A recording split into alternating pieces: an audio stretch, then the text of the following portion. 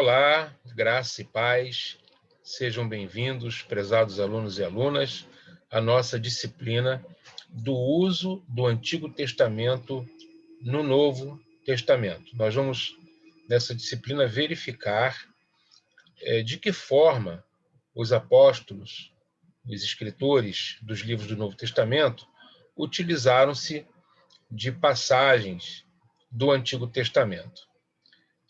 Antes de nós iniciarmos propriamente a nossa aula, eu gostaria de sugerir alguma literatura para que vocês possam aprofundar-se e até mesmo utilizar essas ferramentas para os estudos e análises que vocês farão, né, posteriormente também, não só como exercício nesse curso, mas também posteriormente. Primeiramente, queria citar esse livro aqui, né? Pela câmera você deve estar vendo o nome ao contrário, mas aqui está escrito Manual do Uso do Antigo Testamento no Novo Testamento. Exegese e Interpretação. O autor é o Bailey, G.K. Bailey, publicado pelas edições Vida Nova. Eu tive o prazer, né, de ir a um congresso da editora Vida Nova, lá em Águas de Lindóia. E nessa ocasião, eu iria ouvir também o Grant Osborne, que é o autor do livro, aquele comentário magistral do Apocalipse, e também daquele livro de hermenêutica, né? A Espiral Hermenêutica. E nesse evento, que o próprio Osborne não pôde comparecer por causa de um problema cardíaco, também estava previsto nesse mesmo evento esse autor aqui, o Bailey. Então, acabou que o Bailey fez toda a conferência. E o que o Bailey fez? O foco desse evento, né, do Congresso Vida Nova lá em Águas de Lindóia, foi justamente entender como que o Antigo Testamento foi utilizado no Novo. E esse assunto é o assunto da vida desse autor, G.K. Bailey.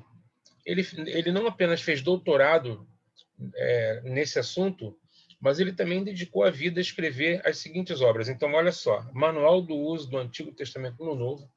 Nesse manual aqui, o que o Bailey faz? Ele mostra para nós quais são os princípios que os autores do Novo Testamento se utilizaram para...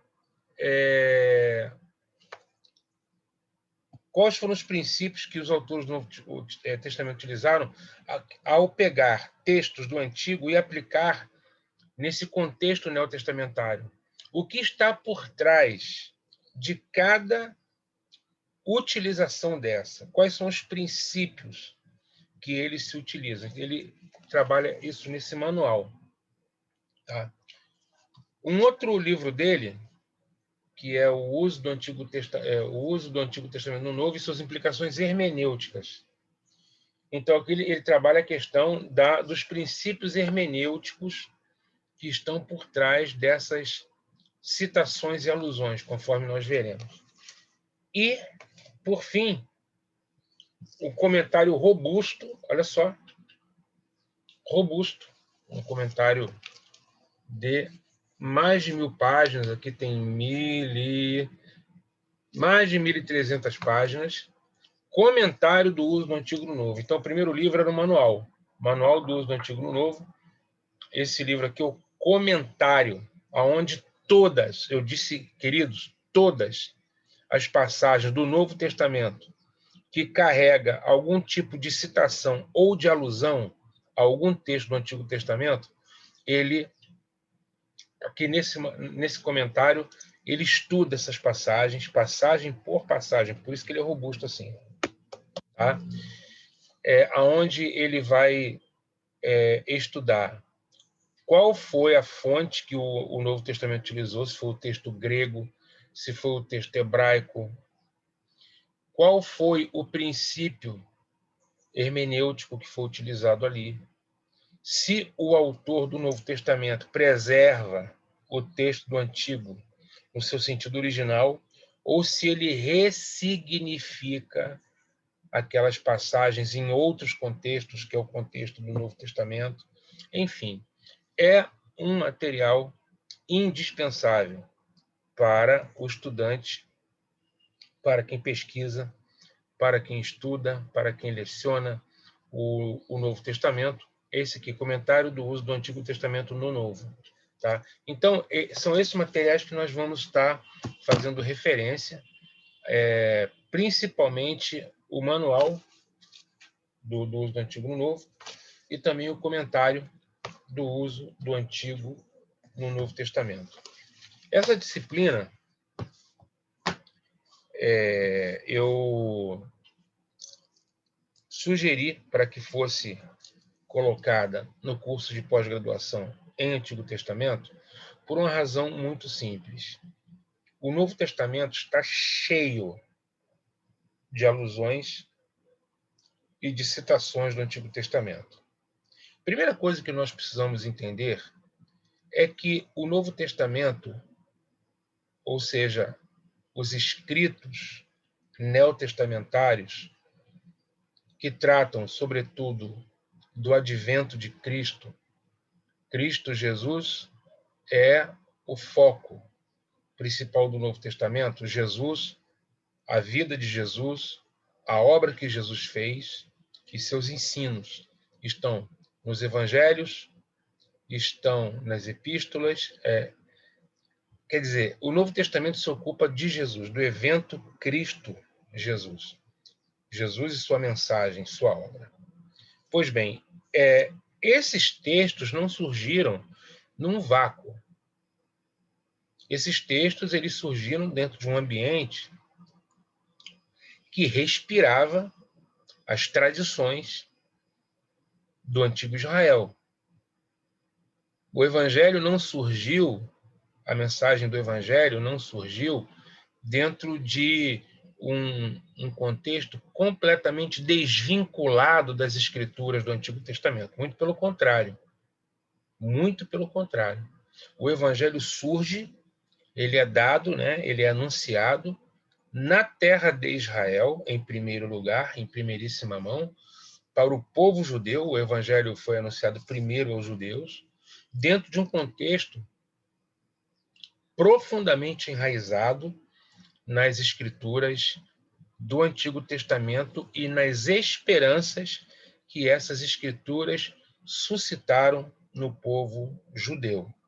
Então, o evangelho surge, Cristo entra no cenário de Israel dentro de um contexto de profunda expectativa pela vinda do Messias, por uma profunda expectativa pela libertação dos poderes estrangeiros, né? Naquele contexto, o poder romano, num contexto de profunda espera pelo cumprimento das promessas de Deus no Antigo Testamento. Então, a Bíblia, e é bom que se diga isso logo de início, a Bíblia dos primeiros cristãos não foi o Novo Testamento. Não foi o Novo Testamento. A Bíblia dos primeiros cristãos não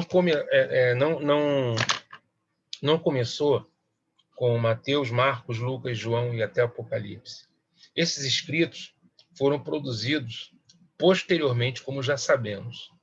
A Bíblia dos nossos primeiros irmãos, a Bíblia que Jesus leu, e o texto que era tido como palavra de Deus, quando Paulo diz, lá em 2 Timóteo, no capítulo 3, no versículo 16, que toda a Escritura é inspirada por Deus, em primeiríssimo lugar, Paulo tem claro no coração dele que ele está se referindo à Bíblia hebraica.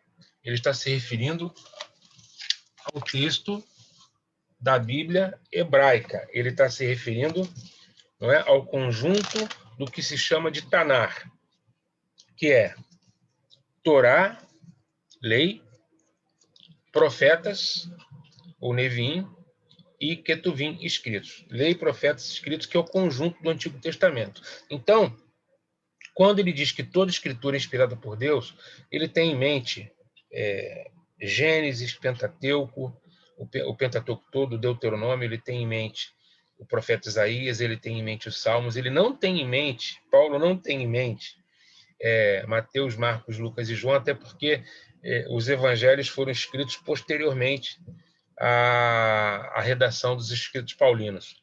Então, Marcos, Mateus, Lucas, João vieram depois dos escritos de Paulo. Paulo não pensou, com certeza, no Apocalipse, porque também não tinha sido escrito.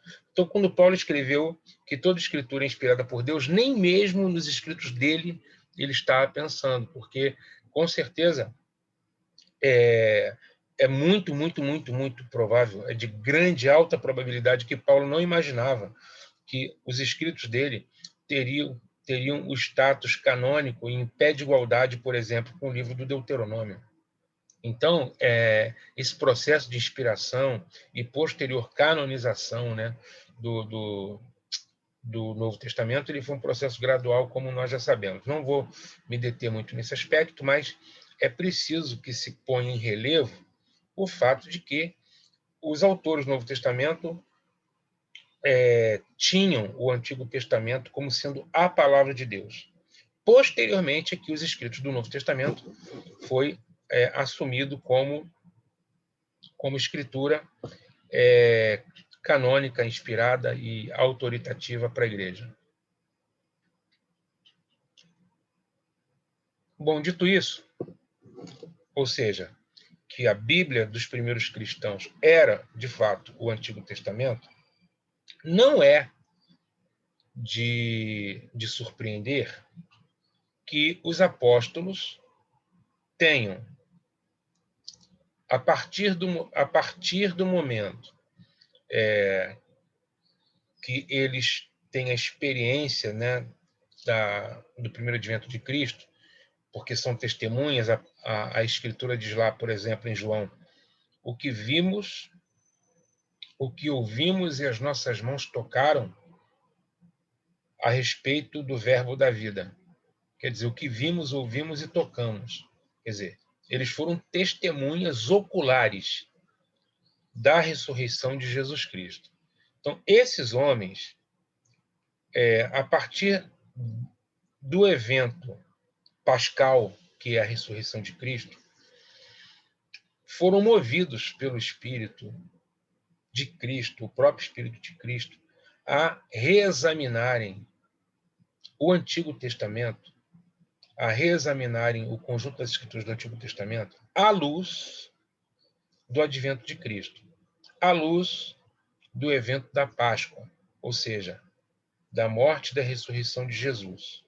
Então, a partir do advento de Cristo e, sobretudo, da sua morte e da sua ressurreição, os autores do Novo Testamento passaram a prescrutar realmente o Antigo Testamento e procurar no Antigo Testamento profecias, oráculos, alusões ao Messias, à vinda do Messias e do estabelecimento do reino de Deus. E essa releitura do Antigo Testamento, ela molda toda a visão neotestamentária. Ou seja, o Novo Testamento não foi escrito num vácuo, mas toda a compreensão apostólica de quem é Jesus, da obra que Jesus realizou, tá, está completamente influenciada, primeiro, pela experiência pascal, mas essa experiência pascal ela é moldada, ela é, vamos dizer assim, ancorada no trilho das Escrituras do Antigo Testamento. É por isso que quando Mateus, por exemplo, escreve, ele vai dizer frequentemente: isto aconteceu para que se cumprisse o que fora dito pelo profeta. Então, existem inúmeras passagens no livro de Mateus, no livro de Marcos, que são assim. Então, por exemplo, eu vou pegar aqui logo no primeiro capítulo de Marcos, ele diz assim: esse é o princípio do Evangelho de Jesus Cristo, Filho de Deus. Iniciou-se como o profeta Isaías escreveu: envio o meu mensageiro adiante de ti, e ele preparará o teu caminho. Voz do que clama no deserto: preparem o caminho do Senhor, abram estradas para ele.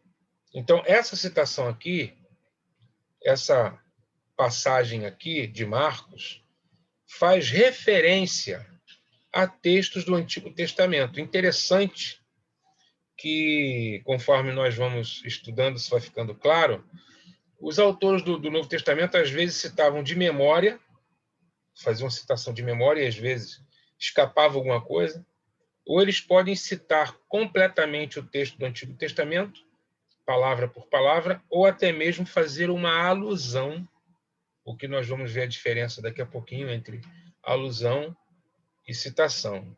Mas para vocês terem ideia, ele diz assim, isso para que se cumprisse o que for escrito pelo profeta Isaías. Eis que eu envio o meu mensageiro diante de ti, voz do que clama no deserto. Aqui, Marcos, na verdade, ele juntou duas profecias. Uma do profeta Malaquias, quando ele fala do mensageiro, está lá em Malaquias 3:1. Não é Isaías, mas é Malaquias. Mas aqui ele coloca tudo como Isaías. É interessante isso. Então, a primeira parte do texto diz: envio o meu mensageiro diante de ti. Está lá em Malaquias 3. Voz do que clama no deserto. Nós conhecemos esse texto em Isaías 40. Então, ele junta dois textos e coloca tudo sob a batuta de Isaías. Isso não é incomum nas citações que são feitas. E por várias razões que ao longo dessas aulas a gente vai explicitando. É claro que o tema é muito extenso, nós não vamos de maneira nenhuma conseguir analisar todas as citações do Novo Testamento, longe disso, mas nós vamos escolher um texto, que é o texto de 1 Pedro, para fazer exercícios e estudar, né? Eu já preparado aqui para vocês um exercício em 1 Pedro que nós vamos fazer na sequência das nossas aulas. Pois bem, né? Dito o quê? Que o Novo Testamento não foi escrito num vazio, num vácuo, mas ele foi escrito dentro de um contexto judaico, em primeira mão, né? O Jesus Cristo veio, se manifestou dentro do contexto territorial, geográfico, cultural, judaico, né? Dentro da terra de Israel e dentro de um contexto de expectativas profundamente messiânicas, e onde se respirava as profecias a respeito do Messias, né? Uma verdadeira pressão, né? Uma panela de pressão naquele tempo, onde vários movimentos eclodiam, movimentos messiânicos, né? E Jesus surge num contexto desse. Antes dele, outros haviam arvorado-se como Messias, e depois dele continuaram uns ou outros que se arvoraram como Messias. Mas nós sabemos que ninguém como ele, né? Porque ele cumpre plenamente as Escrituras. E é isso que os apóstolos vão procurar mostrar plenamente. Muito bem. Dito isto, vamos adentrar aqui a nossa aula. Veja só. O Novo Testamento utiliza-se do Antigo basicamente de duas formas. Tá? Ou os escritores do Novo Testamento fazem citações de textos do Antigo, ou eles farão alusões dos textos do Antigo Testamento. A questão é, como que eu vou saber quando é uma citação e quando é uma alusão? Como é que nós vamos diferenciar citação de alusão? Então, vamos para as definições. O que caracteriza uma citação? Vejamos. A citação é uma referência direta de uma passagem do Antigo Testamento. É uma referência direta de uma passagem do Antigo Testamento identificável pelo vocabulário. Então, como que a gente vai identificar quando é uma citação? Quando você vê transcrito, tá? As mesmas palavras, ou seja, vocabulário, do texto do Antigo, e você vê no Novo.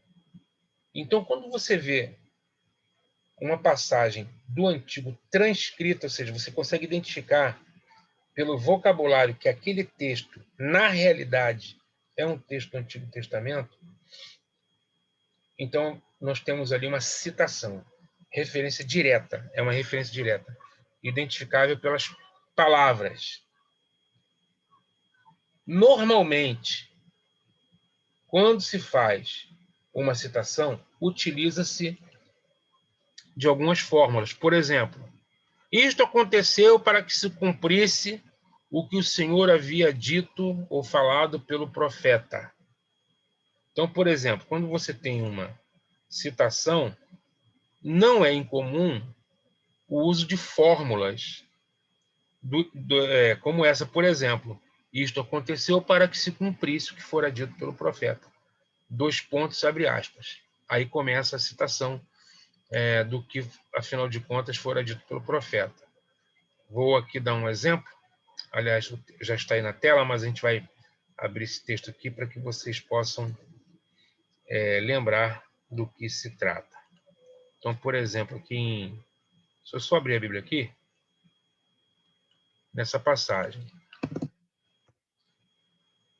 Mateus, capítulo 2, versículo 15. Vou colocar na tela aqui para vocês. Bom, vamos lá para a tela. Veja. Então, está escrito aqui, ó, Mateus 2,15. Aqui o contexto faz referência à ida de Jesus para o Egito por ocasião da ordem que Herodes deu para matar todas as crianças, todos os meninos dos hebreus de 3 anos para baixo, né? Até 3 anos que fossem mortos por ocasião da visita daqueles magos. Então, que disseram que o rei dos judeus nasceu. Isso perturbou o rei Herodes, e aí ele manda matar as crianças. Mas os pais de Jesus, advertido pelos anjos, eles vão para o Egito. Então está escrito assim, dispondo-se, olha o 14, Mateus 2,14, dispondo-se,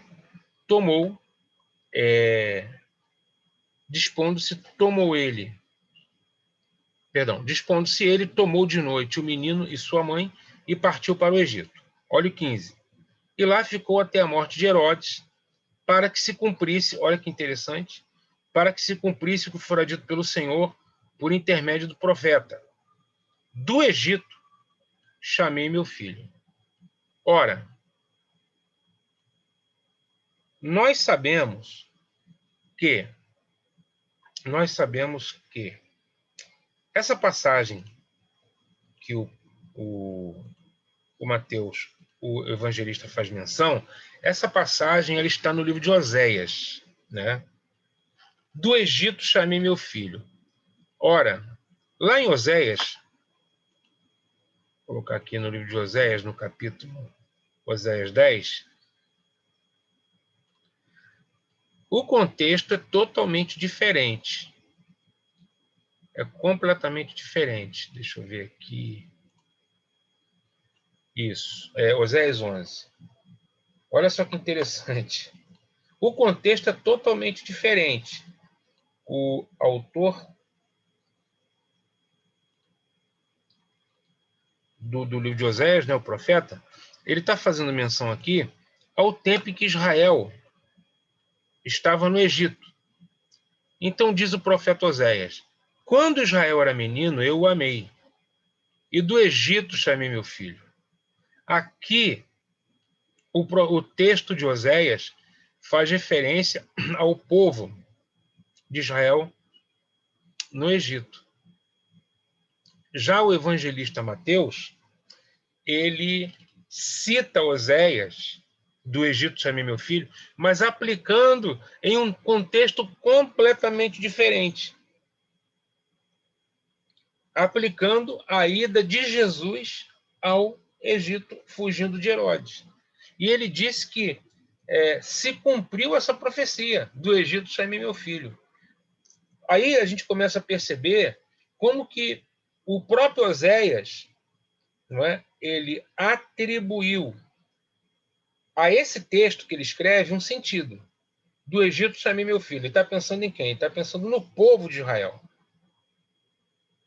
Porém, o Mateus, ao refletir sobre a ida de Jesus ao Egito, quando eles retornam, na percepção do evangelista, a volta de Jesus, dos pais de Jesus com o menino Jesus do Egito, cumpre a profecia de Oséias. É muito interessante como que o Antigo Testamento é utilizado no Novo, né? Como que ele é reinterpretado a partir da centralidade da pessoa de Jesus.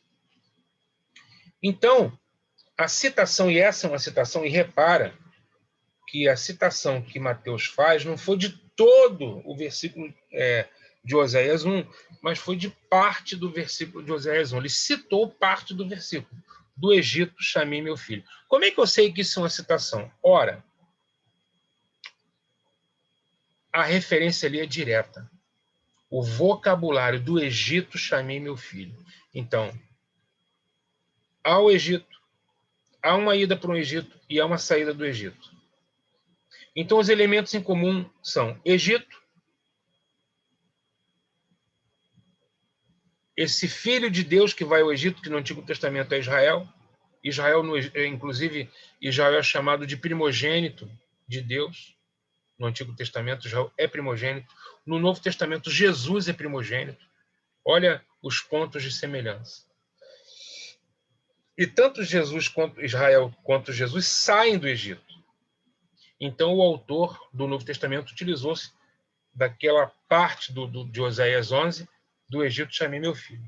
O uso de fórmulas do tipo para que se cumprisse o que o Senhor havia dito, ou então está escrito, caracterizam as citações, né? Por exemplo, Jesus tentado pelo diabo, em Mateus capítulo 4, em Lucas capítulo 4, o próprio Jesus cita passagem no Antigo Testamento, né? Ele faz citação. Repara que quando o diabo diz transforma essas pedras em pães, o que Jesus diz? Ele cita um texto do Deuteronômio. Está escrito, nem só de pão viverá o homem, mas de toda palavra que procede da boca do Senhor. Essa passagem no Deuteronômio, Deuteronômio 8:3, ela é a mais completa. Antes te lembrarás de todo o tempo que o Senhor teu Deus te conduziu pelo deserto, para te provar, para te humilhar, para saber o que estava no teu coração, para te dares a entender que nem só de pão viverá o homem. Pois bem, Jesus não cita todo esse versículo, ele cita uma parte dele. Nem só de pão viverá o homem. Então, é uma citação. Por quê? Porque você identifica claramente pelo vocabulário e porque é uma transcrição das palavras do Antigo Testamento para o Novo, ainda que o contexto seja totalmente diferente. O contexto é totalmente diferente e muitas vezes a citação ela pode tanto guardar o sentido original, como pode também ser bem diferente do sentido original pelo fato de ter sido ressignificado dentro desse contexto completamente novo, chamado de Novo Testamento. Então, por exemplo, nós temos aí esse texto. Então, nesse texto de Mateus 2,15, conforme eu já havia falado com vocês, ele faz uma citação de uma parte de Oséias 11. Mateus 12,15 diz assim o texto: E lá ficou até a morte de Herodes, para que se cumprisse o que fora dito pelo Senhor, por intermédio do profeta. Do Egito chamei meu filho. Então veja, esse texto de Mateus 2,15 cita parte de Oséias 1,11. Quando Israel era menino, eu o amei, e do Egito chamei meu filho.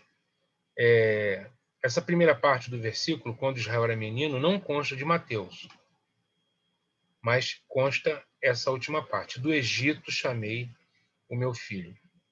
Conforme nós veremos, estas citações elas podem tanto utilizar-se do texto hebraico, como podem utilizar-se do texto grego. Isso pode trazer mudanças na própria passagem, porque muitas vezes o texto hebraico diverge, ainda que ligeiramente, do texto grego em algumas poucas passagens, mas acontece de haver essas pequenas diferenças, nuances, que às vezes pode gerar algum tipo de significado um pouco diferente, né? Então, as citações, continuando falando delas, elas, em outras passagens, apresentam paralelos tão óbvios com algum texto do Antigo que só podem se tratar de citação. Paralelos óbvios.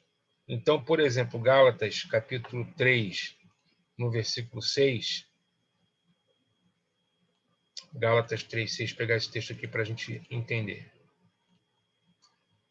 Então, por exemplo, Gálatas 3:6, é o caso de Abraão, que creu em Deus, isso lhe foi imputado para a justiça. Aqui, ele está citando Gênesis, capítulo 15. Vou colocar aqui na tela para vocês.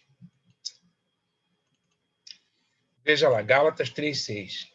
Paulo diz, a respeito da questão da fé. A discussão que Paulo está falando aqui é a questão da fé. Então, ele vai dizer aqui no versículo 6, é o caso de Abraão, que creu em Deus. Isso lhe foi imputado para a justiça. Então, veja, Abraão creu em Deus, isso lhe foi imputado para a justiça. Em Gênesis 15, lá no versículo de número 6, olha lá, a respeito de Abraão, ele creu no Senhor, isso lhe foi imputado para a justiça.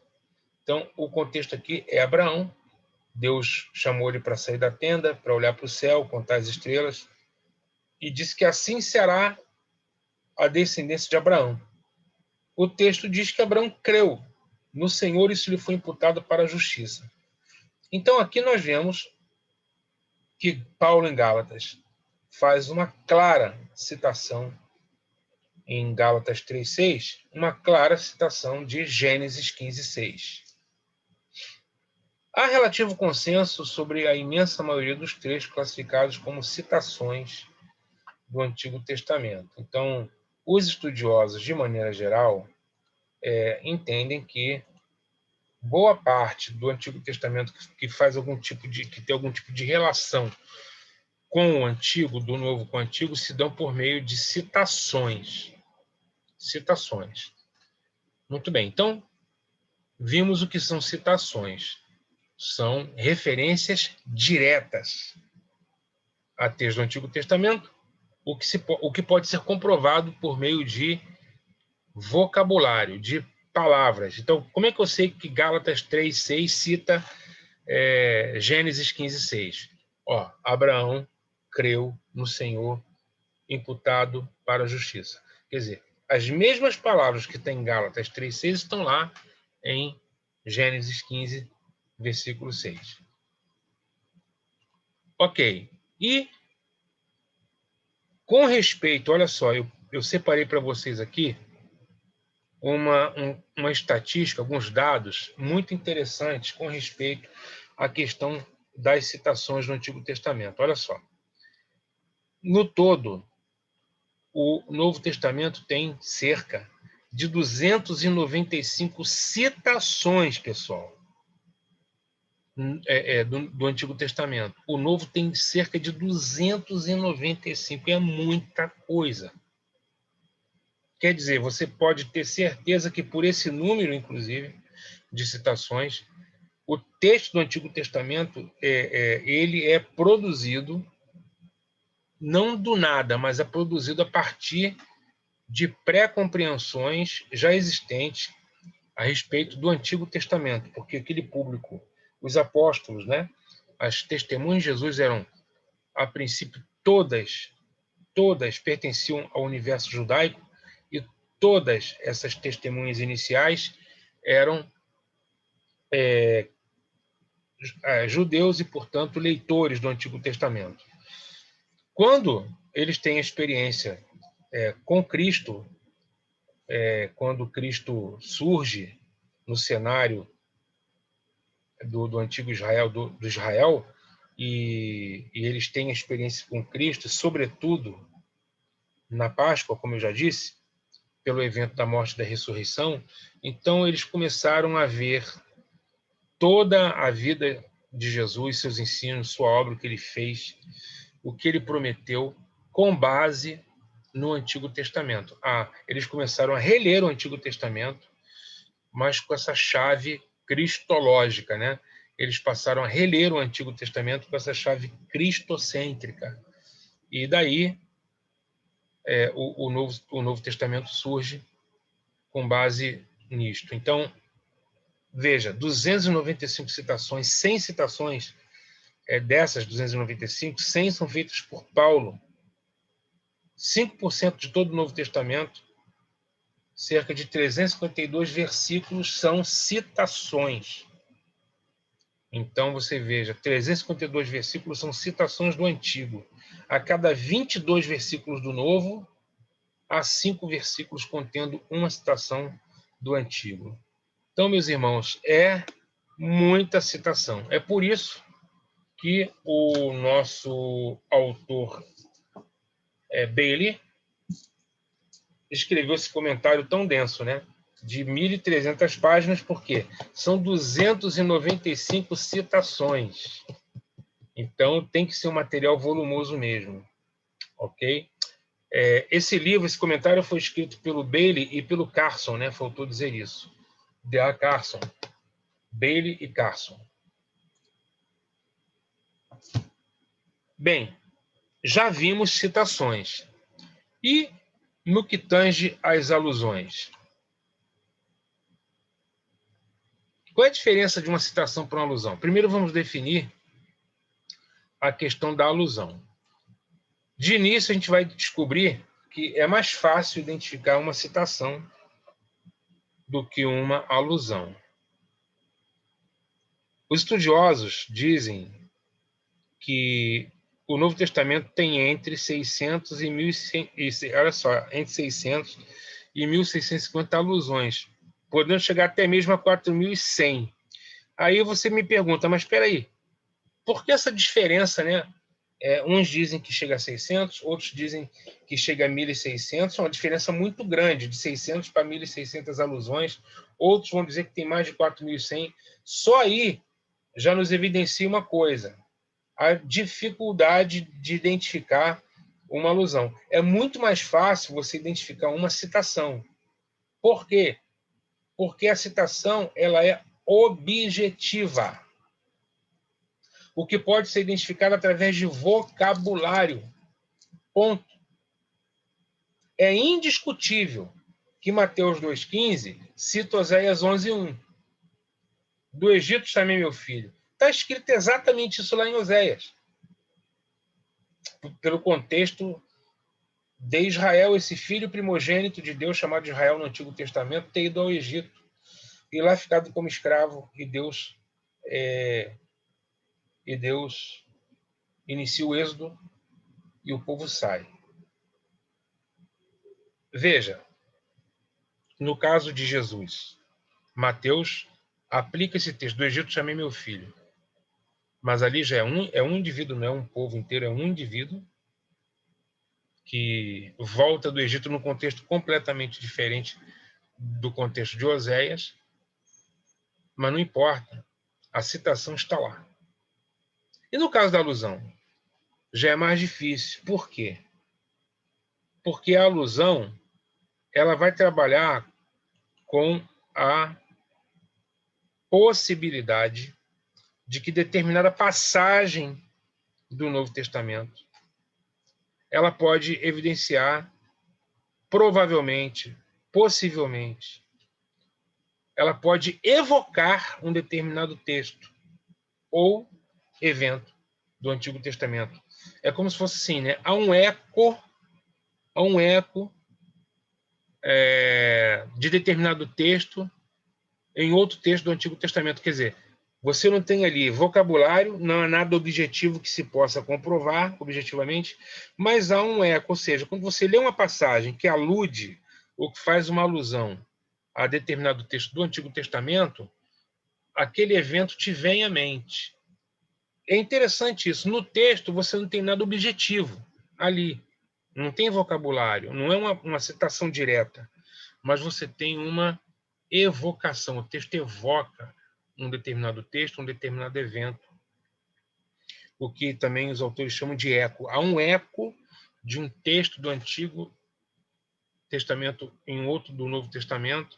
Quando te lê aquele texto, reverbera um texto antigo, mas não se pode chamar isso de citação, e sim no caso de alusão. Vamos ver como que o próprio autor Bailey conceitua a alusão na página 56 do Manual do Uso do Antigo Testamento Novo. Vamos ver. Diz o autor Bailey: pode-se definir a alusão como uma expressão breve, deliberadamente pretendida pelo autor para ser dependente de uma passagem do Antigo Testamento. Então, veja, é uma expressão breve, pretendida pelo autor para ser dependente de uma passagem. Quer dizer, o autor do Novo Testamento quis, com aquela expressão,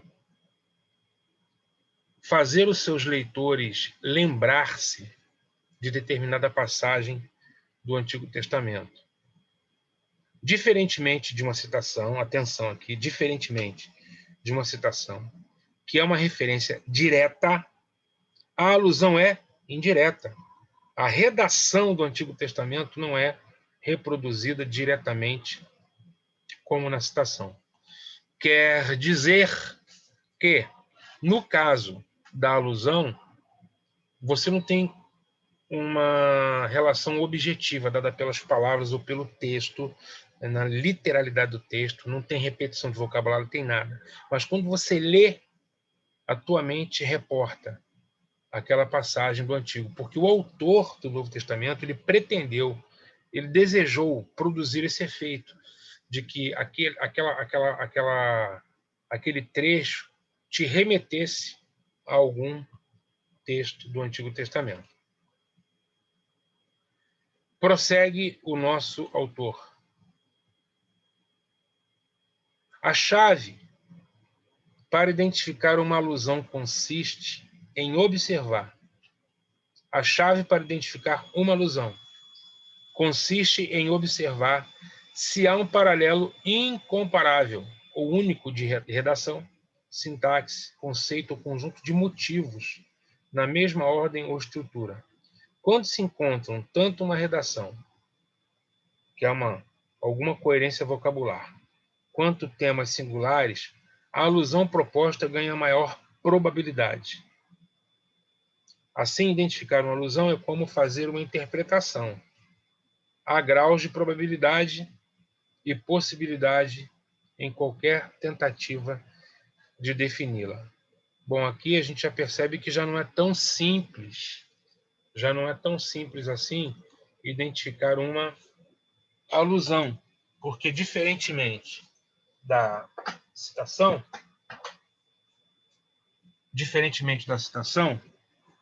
você tem como identificar a citação assim claramente, por conta de repetição de vocabulário. Aqui já não é tanto uma questão vocabular, mas é uma questão de temas, motivos, temas, né? Conjunto de temas ou motivos na mesma ordem ou estrutura. Isso vai ficar claro quando a gente vê os exemplos.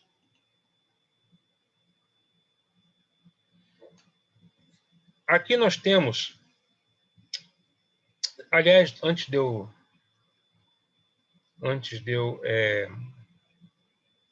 prosseguir aqui, eu vou dar logo um exemplo para que vocês não fiquem perturbados, porque a citação é muito fácil de entender, porém a alusão já não é tão fácil, mas com um exemplo vocês vão compreender. Vou pegar aqui o texto de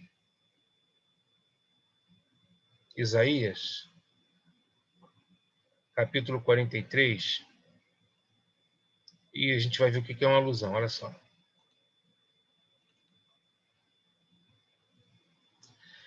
Isaías 43:16.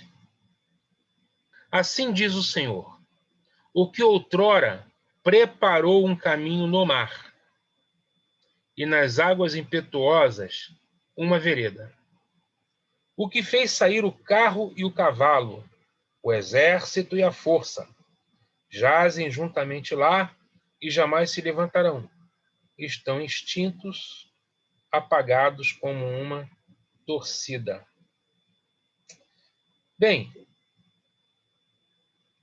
quando você lê esse texto, você lembra de alguma coisa? O que você está lembrando de quê? Primeiro, eu preciso dizer o contexto. Isaías 43, 16, 17, está falando a um povo que está no exílio da Babilônia. E o profeta está encorajando o povo a crer que eles vão sair da Babilônia e experimentar uma ação poderosa de Deus no sentido de reconstrução, de restauração da nação. Então, esse é o contexto deste texto.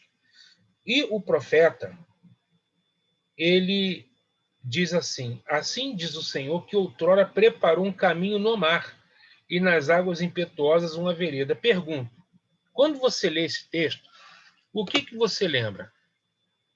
O Deus que preparou um caminho no mar e nas águas impetuosas uma vereda, e que afundou os carros e os cavalos.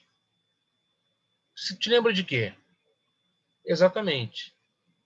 Isso te lembra do Êxodo. Quer dizer, o profeta está aludindo ao Êxodo. Qual é o tema aqui do profeta Isaías?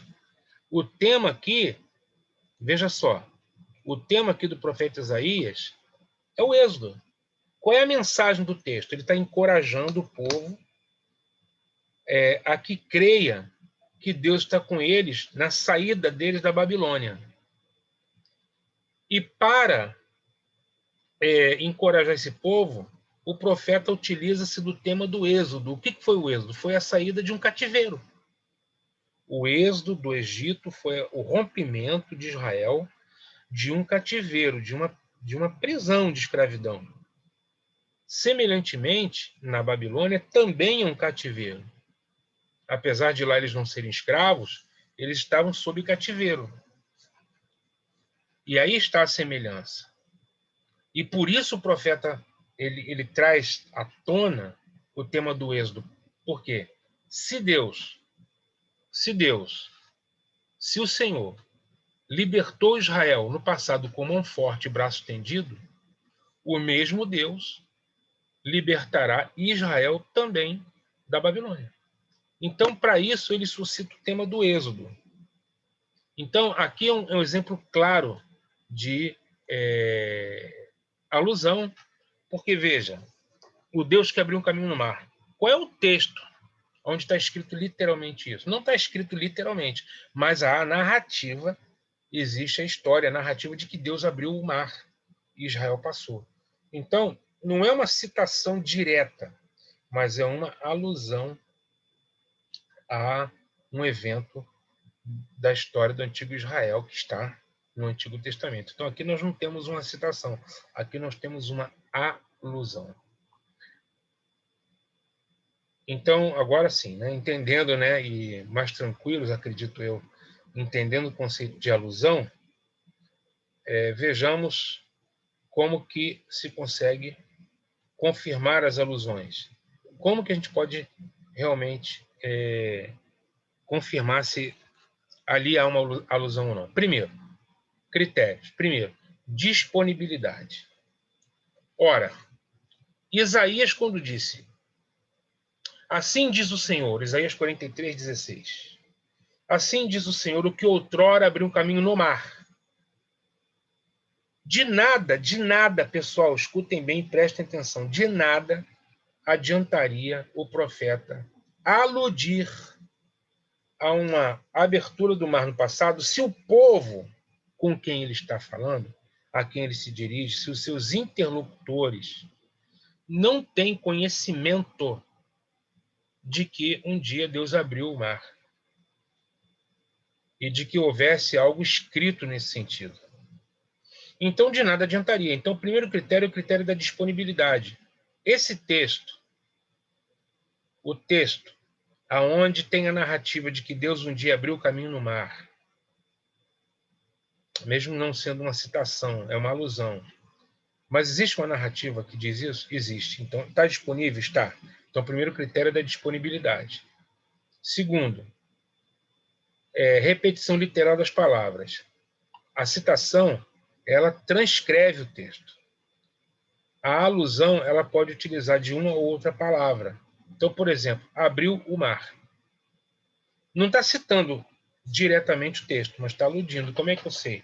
Porque ele está falando de abertura do mar, em um contexto de libertação. Então, pela disponibilidade e pelo volume, ou seja, pela repetição dessas palavras, eu posso começar a perceber que há uma grande probabilidade de ser uma alusão do êxodo mesmo. Recorrência. Há referências no contexto imediato ou mesmo no contexto do Antigo Testamento do qual deriva a suposta alusão? Existem referências? Sim, com certeza. Com certeza. Porque como é que eu sei que existe referência no contexto imediato? Veja, primeiro ele fala de abrir o mar, depois ele diz de afogar, né, os carros, os cavalos no mar. E eles não subsistirão. Dentro do próprio contexto imediato. Coerência. O sentido no Antigo Testamento não só se ajusta tematicamente ao argumento do autor do Novo Testamento, como também esclarece. Aqui é claro que eu estou usando uma alusão dentro do próprio Antigo Testamento, né?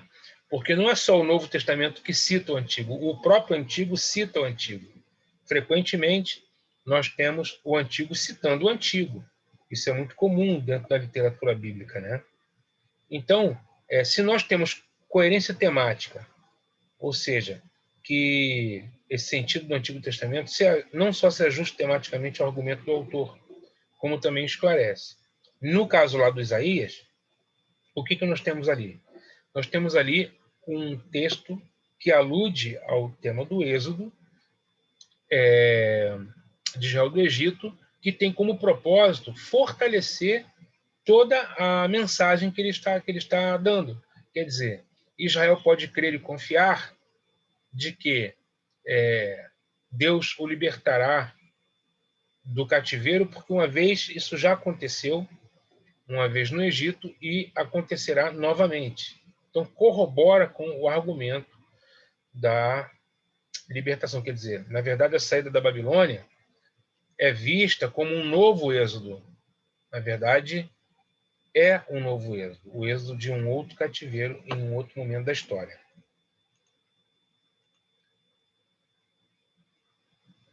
Plausibilidade histórica é um outro critério. É plausível ao autor do Novo Testamento ter pretendido a alusão e o público ter compreendido o uso dela em graus variados, sobretudo nas leituras posteriores das cartas do autor neotestamentário. Além disso, se for possível demonstrar que o uso do Antigo pelo autor do Novo Testamento tem paralelos e analogias com outros usos que os judeus da época faziam das mesmas passagens veterotestamentárias, isso pode aumentar a legitimidade da alusão. Em outras palavras, é verificar se outros autores que não são do Novo Testamento, mas sejam judeus, né, contemporâneos, se eles também utilizavam da mesma forma.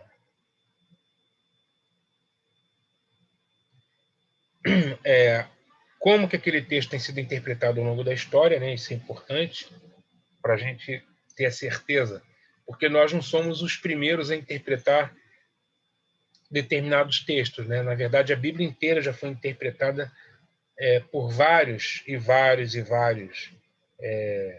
exegetas, intérpretes, hermeneutas, teólogos, escribas, ao longo da história da igreja, bispos, e assim vai, né? Então, quer dizer, quando a gente lê a Bíblia, nós não somos os primeiros a ler a Bíblia. Esse texto já vem sido lido e interpretado. Quer dizer, já existe uma iluminação do Espírito ao longo da história a respeito desses textos. Então, nós temos que entender se aquilo que nós estamos dizendo que é uma alusão, se também outros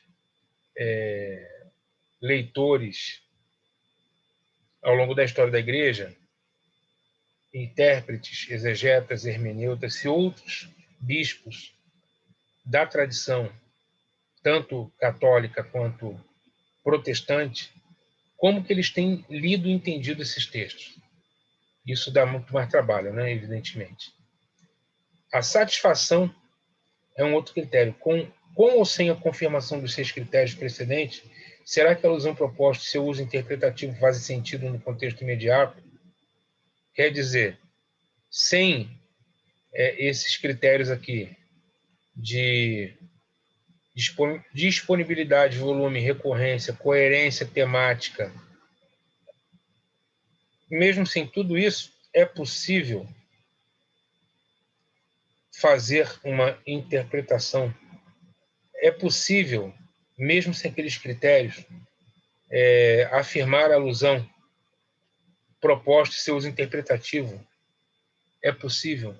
Ela esclarece o contexto à sua volta, aumenta o vigor teórico do argumento proposto pelo autor do Novo Testamento. O uso da alusão resulta num relato satisfatório de como o autor quis usá-la e que efeito esse uso teve sobre o leitor. Então, algumas questões que devem ser colocadas quando a gente vai afirmar que aquela determinada passagem é uma alusão ou uma citação. Veja aqui, por exemplo, o Apocalipse 21, passagem que todos nós conhecemos, quando o visionário, né, João, ele diz lá: vi novo céu e nova terra, pois o primeiro céu e a primeira terra passaram e o mar já não existe. Pois bem, isso é uma alusão ou isso é uma citação? Quando nós lemos Isaías 65, 17, está escrito assim: pois eis que eu crio novos céus e nova terra, e não haverá lembrança das coisas passadas, nem haverá memória delas. Então, o Isaías diz que não haverá lembrança das coisas passadas. Aqui diz que o céu e a terra passaram. Veja.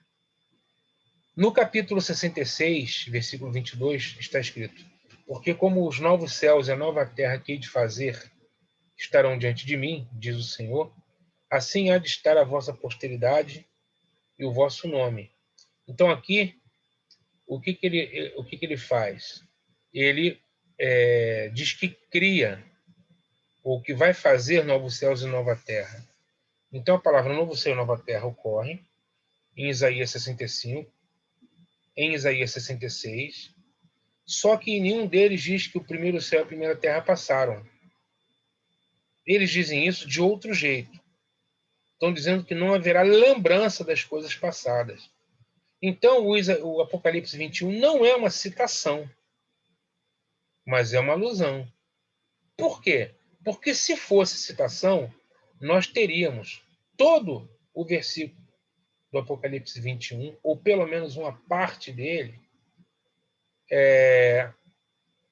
em outras partes do Antigo Testamento. Mas não é isso que acontece. O que nós temos é, aqui nesse caso, deixa eu ver aqui. Sim. O que nós temos é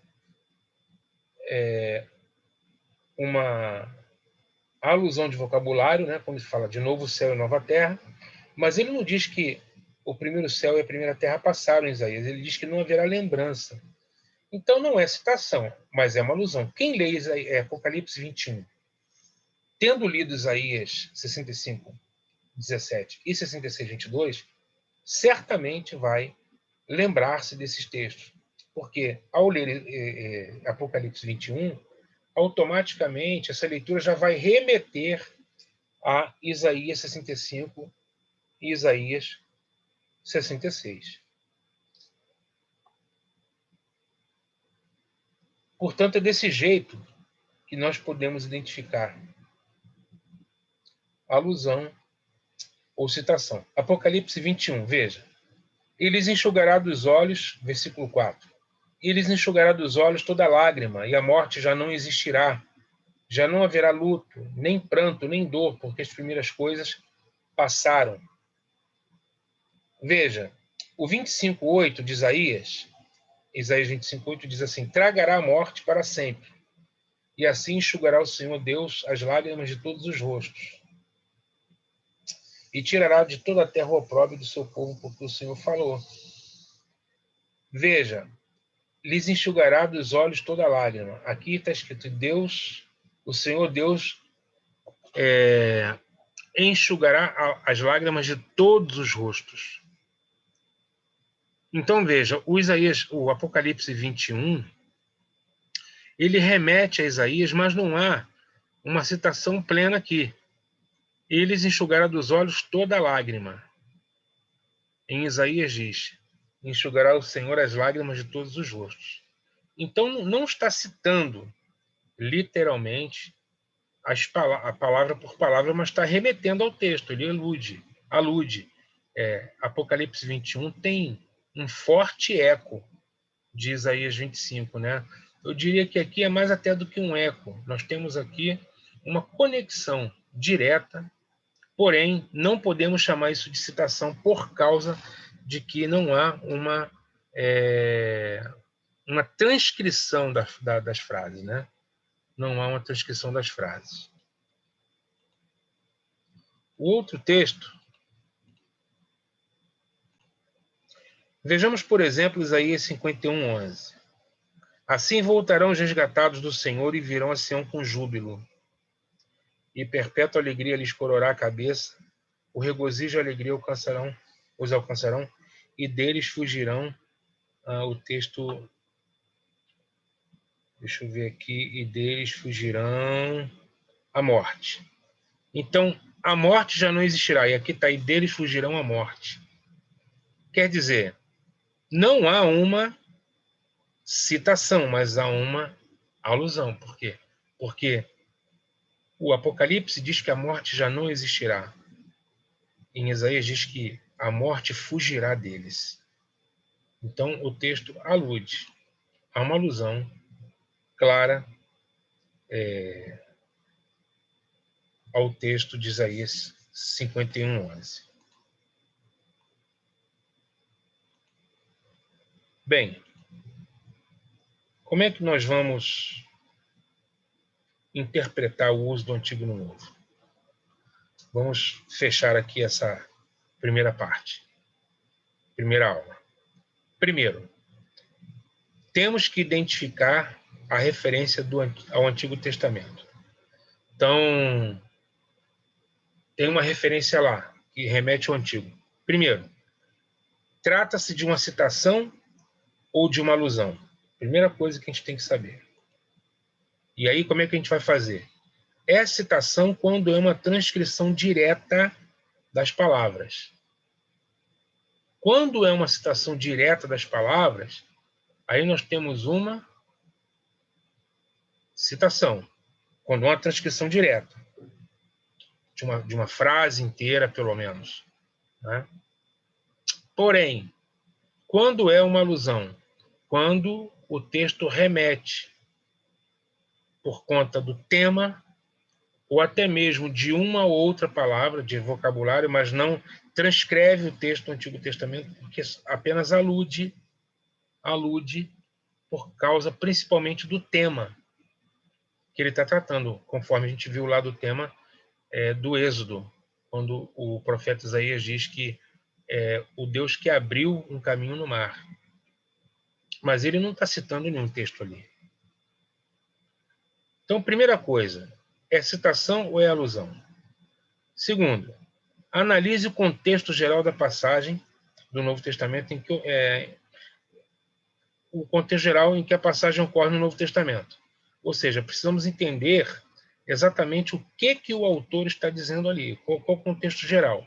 Analise o contexto imediato e o contexto geral do Antigo Testamento, sobretudo o parágrafo em que a citação ou alusão ocorre, para perceber qual é o sentido do texto no Antigo Testamento. Primeiro você vai procurar perceber qual é o sentido do texto no Novo. E já tendo entendido se é uma citação ou é uma alusão, você vai procurar entender qual é o sentido do texto no Antigo. E perceber se o sentido foi preservado ou não. Ou se o autor do Novo Testamento reinterpreta esse texto no contexto do Novo. Pesquise o uso do texto no Antigo Testamento, no judaísmo anterior e posterior, que possa ser importante para a apropriação do texto veterotestamentário pelo Novo Testamento. O que acontece aqui é interessante, né, para um trabalho mais profundo, lógico, é o seguinte: eu vou, por exemplo, pegar um texto do Novo Testamento, onde, por exemplo, Paulo fala assim, né, que os filhos aliás, quando Jesus fala que os filhos da luz são mais prudentes do que os filhos das trevas. Perdão, gente. É o contrário. Os filhos das trevas são mais prudentes do que os filhos da luz.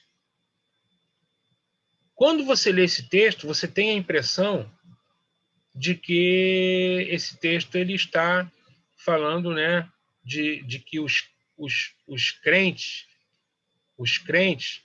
são menos prudentes do que aqueles que não são crentes. Que os que não são crentes seriam filhos das trevas, e esses filhos das trevas seriam mais prudentes do que os crentes são filhos da luz. Mas não é isso que o texto está dizendo. Para entender bem esse texto, você vai ter que estudar a literatura judaica daquele tempo de Jesus. E aí isso reportaria para os manuscritos do Mar Morto, aonde claramente esse conceito de filhos da luz e filhos das trevas já era usado.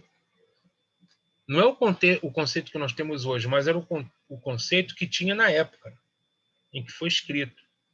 E na época que foi escrito, sabemos disso pelos manuscritos do Mar Morto, de que os filhos da luz, na opinião dos essênios, ou da comunidade do deserto, de Qumran, eram os próprios essênios. Eles eram os filhos da luz. E os filhos das trevas, na opinião deles, nos escritos deles, eram os sacerdotes de Jerusalém. E Jesus utiliza-se desses conceitos para dizer que os filhos da luz, ou melhor, os filhos das trevas, são mais prudentes, comparando aqueles que estavam no templo de Jerusalém, como sendo a referência aos filhos das trevas, com respeito àqueles que se arvoravam ser os filhos da luz, que viviam dentro da comunidade do deserto e não se relacionavam com ninguém e, portanto, não influenciavam ninguém. tinham luz, mas a luz estava trancada lá dentro do saleiro deles, não é? E por isso Jesus disse que os filhos das trevas são mais prudentes do que os filhos da luz. Uma interpretação completamente diferente da que se tem hoje, normalmente, do que se diz ou prega, quando se usa esse texto. Por isso é importante estudar e conhecer esses textos. Agora, outra coisa importante, comparar os textos disponíveis, né? Então você tem aí, olha, o texto do Novo Testamento, naturalmente em grego, né? A Septuaginta, que é também a tradução do Antigo Testamento para o grego, o texto massorético, que é o texto hebraico, os Targumim, que são textos aramaicos, citações judaicas antigas, como dos manuscritos de Qumran, os pseudepígrafos, os escritos de Joséfo e de Filo de Alexandria. Ao procurar estudar um texto do Novo Testamento, e se esse texto tem paralelos, né, na literatura judaica não canônica, ou seja, isso aí que eu citei, né, literatura de Qumran, Joséfo, Filo, pseudepígrafos, procurar verificar quais são as diferenças desses textos para o texto do Novo Testamento. Se o assunto é o mesmo, e se aparentemente o texto é o mesmo, ou se há uma alusão, né? Perceber quais são as diferenças.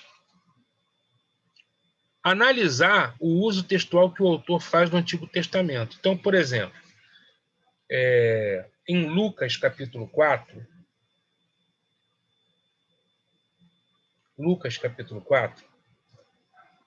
Jesus, ele entra na sinagoga um dia de sábado e vai ler o profeta Isaías. Vou dar esse exemplo aqui para vocês.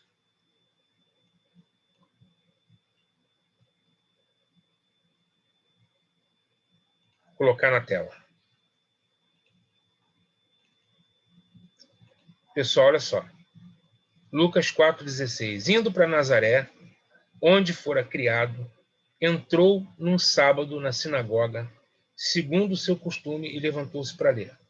Então lhe deram o livro do profeta Isaías. Repara. Abrindo o livro, achou o lugar onde estava escrito: O Espírito do Senhor está sobre mim, pelo que me ungiu para evangelizar os pobres, enviou-me a proclamar libertação aos cativos, restauração da vista aos cegos, guarda isso aqui, ó. Restauração da vista aos cegos e para pôr em liberdade os oprimidos e apregoar o ano aceitável do Senhor. Pergunto: isto será uma alusão ou uma citação? É uma clara. Bom, primeiro que o próprio Lucas já diz que lhe deram o livro do profeta Isaías e abrindo achou o lugar que estava escrito. Então, é uma passagem tirada de Isaías. Agora, ele está aludindo ou ele está citando? Quando nós vamos para Isaías, no capítulo 61, repara aí, ó.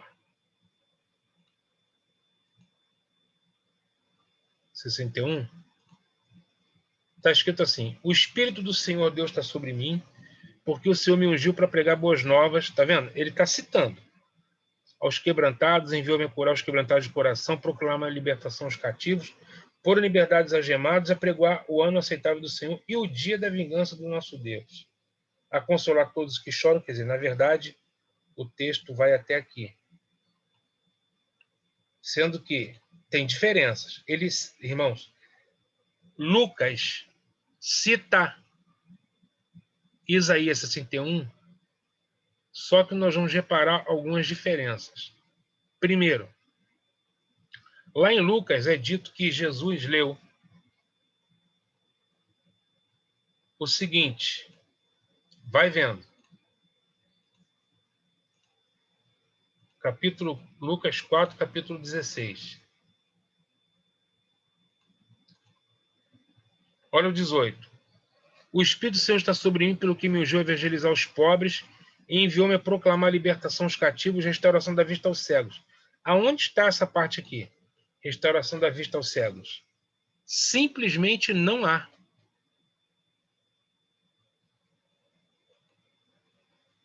Eu vou até... Essa parte aqui não há. Restauração da vista aos cegos em Lucas 4:16, não há. No texto massorético. Veja, vê se você entende aqui. A nossa tradução do Antigo Testamento é feita com base no texto massorético, ou seja, o texto hebraico, texto massorético. Ok? Que é esse aqui. É feito a partir desse texto. O chamado texto massorético. Nesse texto massorético não há, e a nossa tradução em português está corretíssima, no texto hebraico não há restauração da vista aos cegos. Aí você vai me perguntar, aonde está, ou da onde Lucas tirou essa expressão restauração da vista aos cegos? Estou tentando pegar aqui uma coisa para mostrar para vocês. Um box de livros, está um pouco apertado para tirar, consegui. Septuaginta. O que é a Septuaginta? É a Bíblia grega.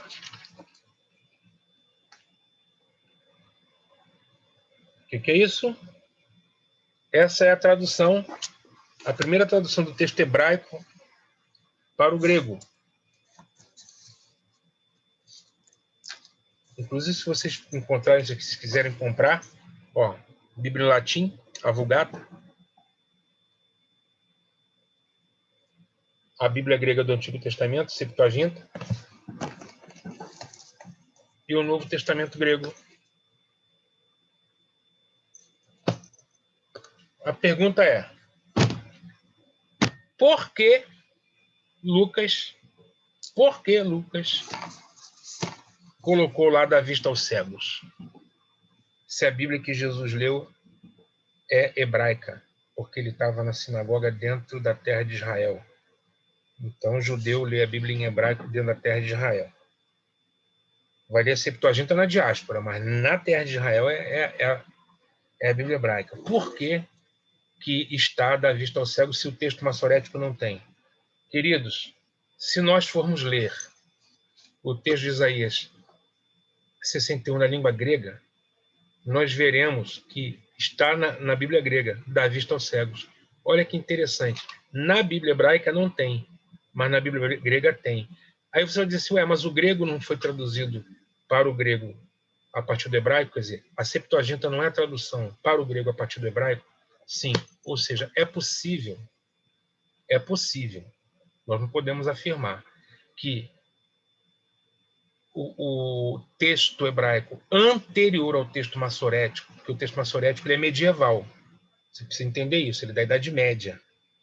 O texto hebraico anterior ao texto massorético, que é o texto hebraico ali da época da Septuaginta, século II a.C., século 2 ou 3 a.C., esse texto hebraico provavelmente tinha da vista aos cegos e, por alguma razão, essa expressão se perdeu. E o texto massorético não conserva mais essa expressão da vista aos cegos que estava na Septuaginta. Porém, Lucas registrou isso lá, da vista aos cegos. A pergunta é, qual texto Lucas utilizou? Se ele utilizou o texto hebraico, nós não temos como ter certeza, mas com certeza o texto grego foi utilizado. Por quê? Porque está preservado na Septuaginta. Como não há no texto massorético, nós podemos dizer que ele utilizou-se da Septuaginta. E aí, meus amados, é que nós vamos entender que a maioria dos textos do Novo Testamento citam a Septuaginta. Ao fazer citação, não são muitos textos do Novo Testamento que citam o texto hebraico. A maioria cita o Antigo Testamento.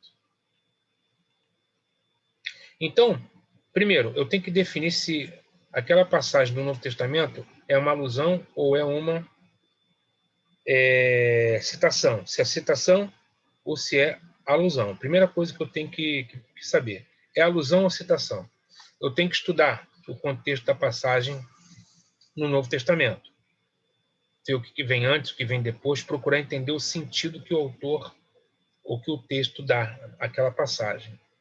Depois eu tenho que analisar o contexto imediato e geral do Antigo Testamento para perceber se o sentido original está sendo preservado no Novo Testamento ou não. Pesquisar essa passagem, se é que ela ocorre em outros textos, em material não canônico.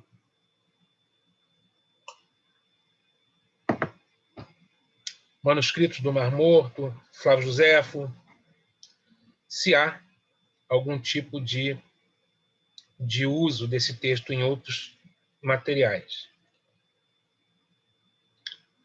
Devo comparar esses textos. Novo Testamento, Septuaginta, texto massorético, e aí, inclusive outros. E verificar a diferença entre eles. Analisar o uso textual que o autor faz do Antigo Testamento. Quer dizer, Lucas, em 4:18, capítulo 4, versículo 18, utilizou o texto massorético, utilizou a Septuaginta, utilizou outro texto. Analisar o uso interpretativo que o autor faz do Antigo Testamento, ou seja, ele mantém o sentido. Veja, Mateus 2,15 utilizou-se de Oséias, mas ele não manteve o mesmo sentido de Oséias. Ele ressignificou. Do Egito chamei meu filho. Quem é o filho? O filho ali para Mateus é Jesus. Ele não está fazendo referência a Israel. Está fazendo referência a Jesus. Ele pegou o texto em que Oséias diz que é Israel. Israel está pensando, Oséias está pensando em Israel. Mateus está pensando em Jesus. Bem, a partir daí, vamos ver o uso teológico que o autor faz do Antigo Testamento e o uso retórico que ele está utilizando. Na aula que vem, eu espero que vocês estejam bastante animados. Na aula que vem, nós vamos estudar o uso que o Antigo Testamento faz em 1 Pedro. E se der tempo, na terceira aula, nós vamos estudar as alusões dos cânticos do servo sofredor de Isaías nos textos de Paulo, nos textos paulinos. Então, tem bastante coisa boa para a gente aprender com respeito ao uso do Antigo no Novo. Bem, eu vou ficando por aqui. Espero que tenha sido uma bênção para vocês. E até a nossa próxima aula. Até já. Ou até lá. Deus abençoe a todos.